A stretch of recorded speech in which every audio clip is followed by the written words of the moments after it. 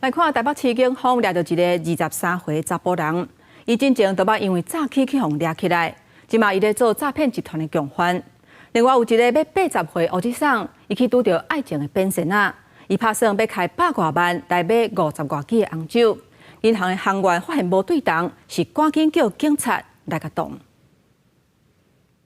几多岁便去警察甲即台白色的车围掉的，坐伫驾驶座的查甫人也当场被抓来。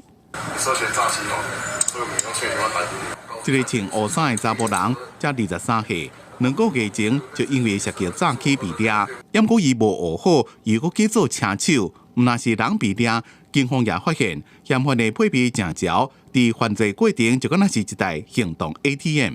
结果民众遇上假投资虚拟货币诈骗案，损失近200万元。本所配合招诈男子再次相约车手面交处置，查扣多项证物，其中更包含一台点钞机以及犯案自小客车1辆。整起犯案过程犹如行动 ATM。诈骗的名目是啥物拢有，啥物拢无奇怪。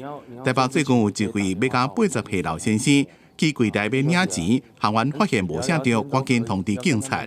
那一个变李佳怡，不是迄个波波吗？波波是我女朋友。这老先生打算要领上100万，只是为了要互查某朋友欢喜。警方调查发现，老先生是互人加爱情高酒去骗去。网友叫伊去买50多罐的82年的老杯红酒，讲若转手了会当获利，只要安尼去做，才能证明有爱。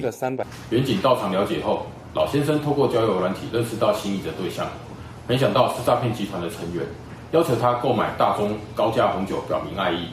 面对着诈骗案件一直发生，一两5番诈欺专线咨询电话，搁再增加语言的服务。除了原本的中文，即马搁新增加英文加客家话，也24点真久服务。因为诈骗案件正严重，若搁无设法解决，对个人的身心拢是正严重的伤害。